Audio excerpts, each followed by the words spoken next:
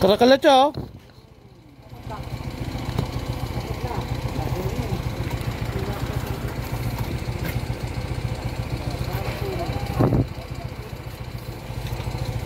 Karakalay baso.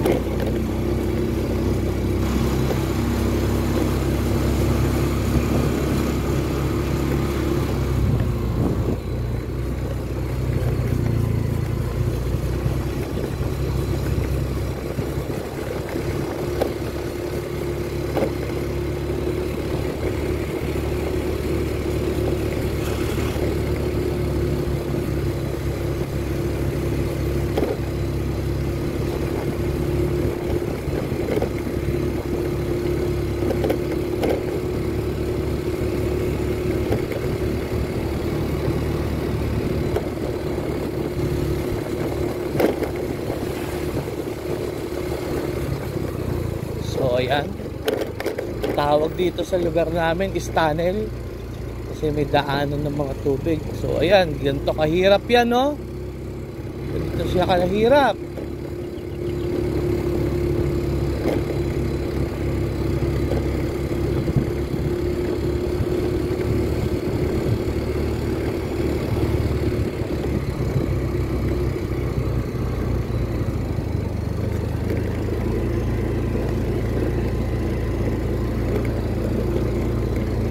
Yun, mataas ang tubig.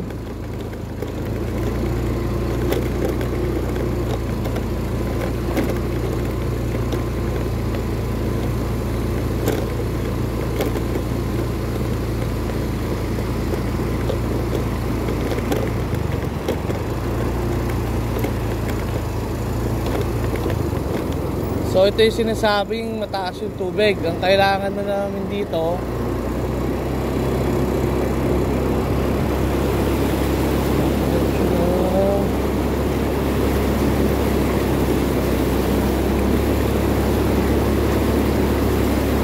diretso lang siya. So ayan, jet ski na po siya, mga ka-farmer. Jet ski na po yung nangyayari dito sa amin. Diba?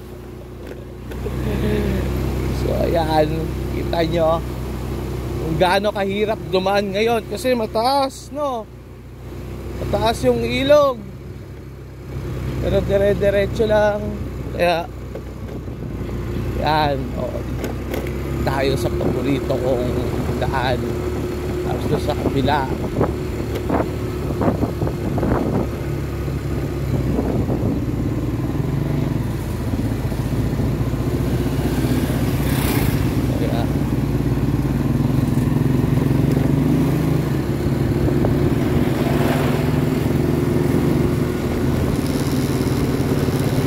So papunta tayo ngayon sa mga pub. Yan.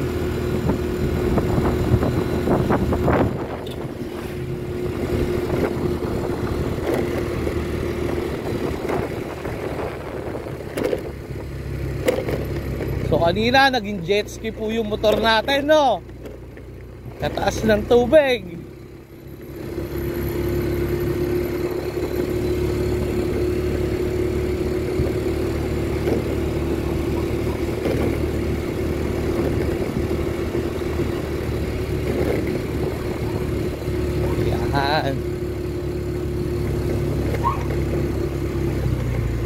tayo sa kaliwa. Diretso.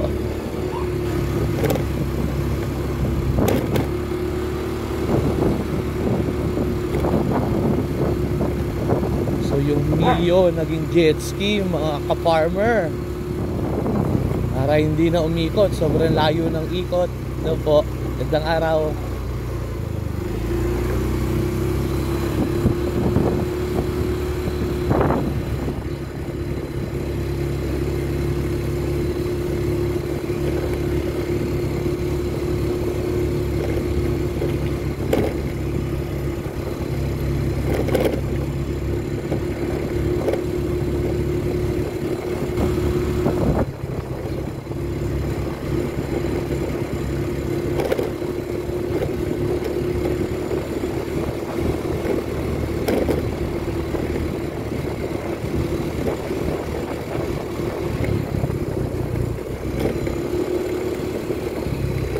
So, dito, ito yung dike.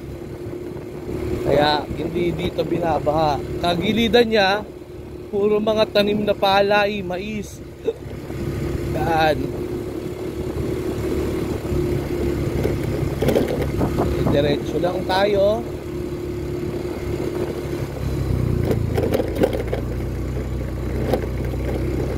Yan. Yan. Napaka-greeny. Medyo lubak-lubak lang talaga yung kalsada rito. Pero okay lang, sanay na. How many years? Sobrang tagal na itong kalsada na to. Ganito pa din yung nangyayari, lubak-lubak. Ni-repair na to, pero sa dami ng dumadaan ng mga traktora, mabibigat, hindi kinakaya. Yan.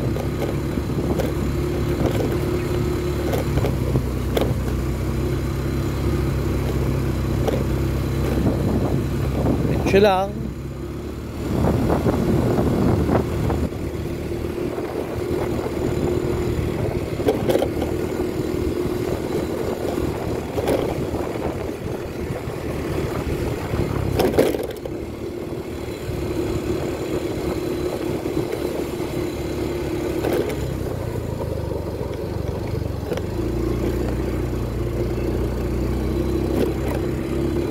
Yan.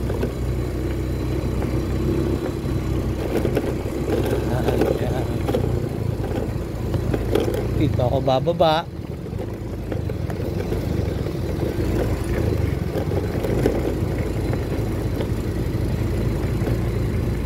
Yan.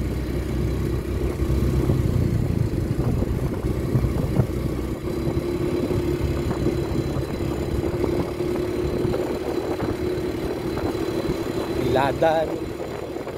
Yan. Ang tanim po dyan, palaya. Pakalawak na ang palayan po. So ito yung silihan ko. Wala na, kailangan na siyang araruhin. So mamaya magbabaklas ako ng mga nilagay ko dyan ng mga kawayan para ma-sprayan at mapaararo, mataniman ulit. At sayang yung araw na dumadaan, nakatenga lang. Yan. Dire-diretso lang tayo. Yan. Kuya, gandang araw. So, ayan.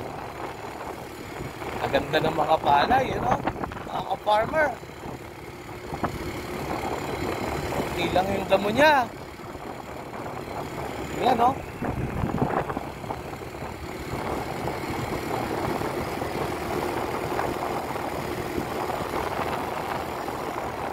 Tataas ng mga kawayan ng mga nandito. Ayan.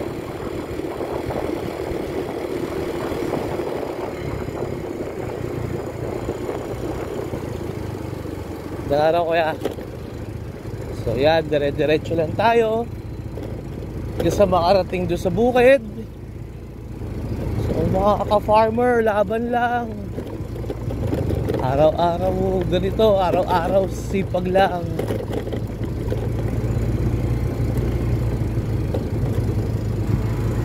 Kuya, gandang araw. Yan. Yung mga veteranong mga farmer dito yan. So mga ampag. Yan.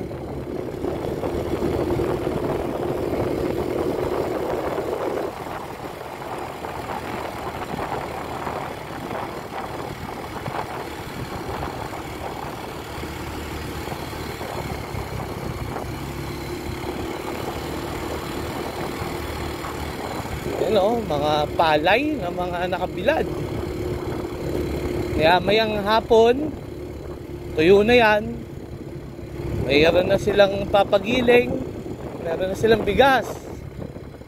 So ayan yung shoutout nga pala kay so, may-ari ng sili na to, na napakagwapong si Kuya Edwin. Kaganda ng mga sili niya, ano mga ka-farmer. The best. Yan o.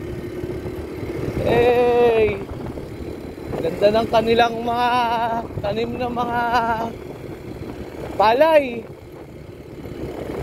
So ito, preparasyon. Ito po, preparasyon ng sibuyas. Ayan. May preparasyon na po sila ng sibuyas. Ayan. Ito, katatapos ng harvestin. Ganyan ang itsura pagkatapos i-harvestin yung tanim na palay. Yan.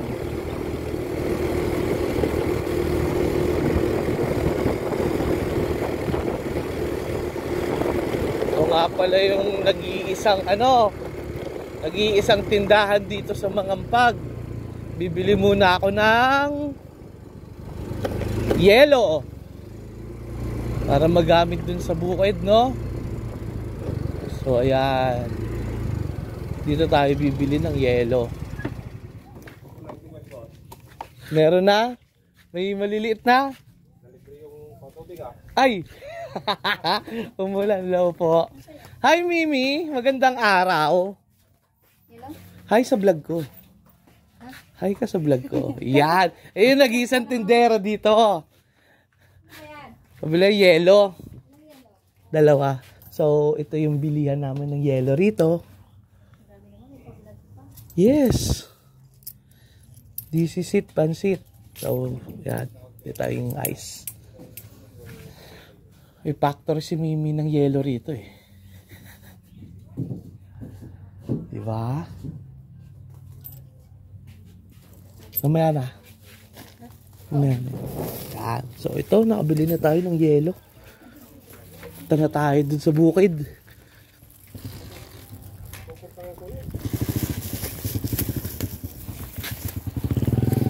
Kaso lang may mga tumutubo na naman na damo. Pagka ganon. Sumasama yung damo sa sibuyas? Meron doon sa may plat niya nga eh. Anong yung damo yun? Yung parang may pula na nakaganon. Maliliit lang. Kaya subukan ko, pa-sprayan ko. Makapangikot dito yung mga labas. Pepe. Ayan, marami lang yung mga kapitibay. Wala na, di mo na mabol. Sige kuya. Yan. So papunta na tayo doon ngayon.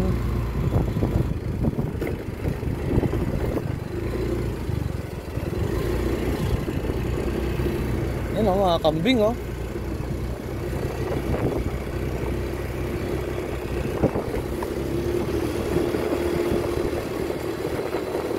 So yan, mga nagbibilad ng palay. Pwede!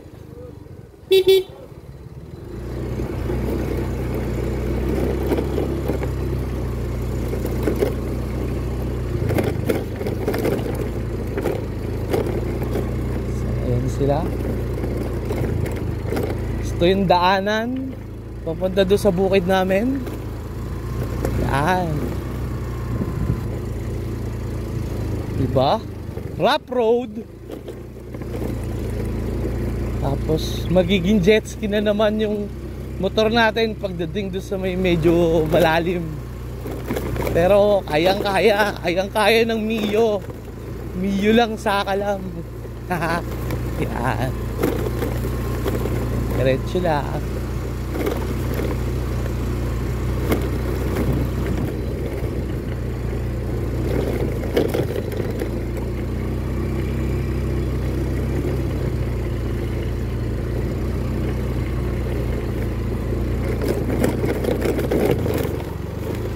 Kuya! Ang dami mga kuya rito.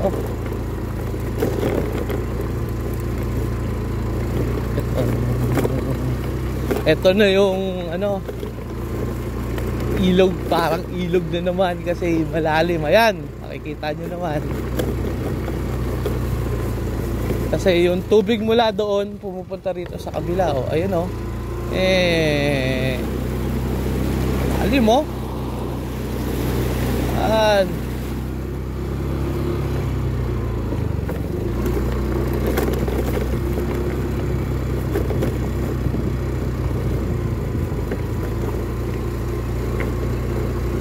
Ano po?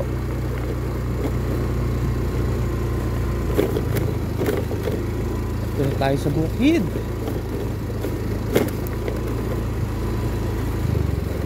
Ito yung sibuyas ni Papa, oh. Ito yung kalabasa niya. Dito ako paparada. Ayan, ayun yung aming kubo. Parating na tayo, no?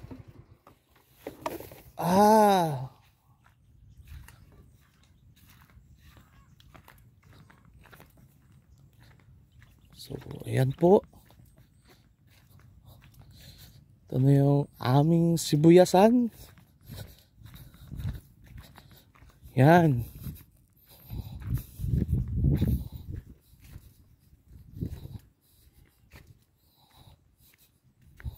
So, kailangan na magpaa.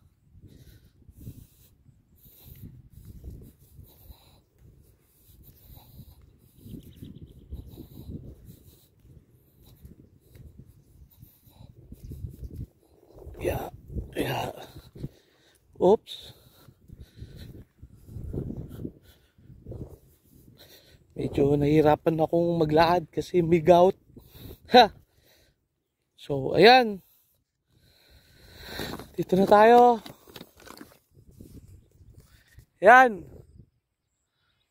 Woo! Mamaya ulit, mag-vlog tayo, okay? Whoop whoop.